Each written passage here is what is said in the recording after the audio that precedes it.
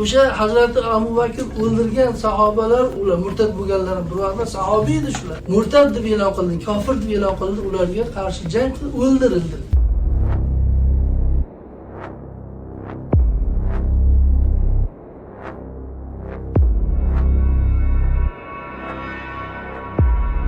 Ular la ilaha illalloh Muhammad Rasululloh demayotdimi? Namoz o'qimay qo'ydi.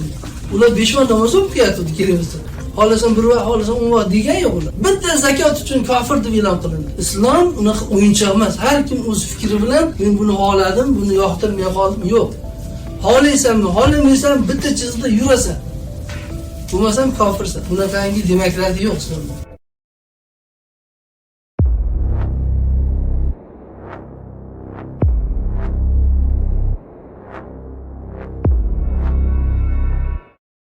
Sen aytyapsan o'g'sallanib, agar Abu Bakr bo'lmaganda din yo'qolib ketgan bo'lardi deyapsan. Mana Abu Bakr yo'q, o'lib ketgan allaqachon. Allohning dini Qur'onda turibdi. Yo'qolib ketgan yo'q.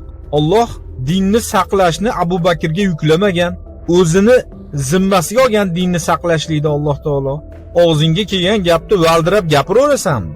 Og'zim bor ekan deb. Boshingda turgan bir miyami yo nima u?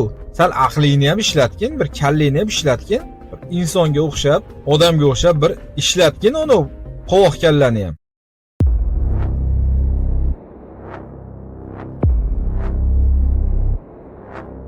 Ey rahmatulloh, o'ylab gapiryapsanmi? Agar Abu Bakr bo'lmaganda din yo'qolib ketgan bo'lardi deyapsan.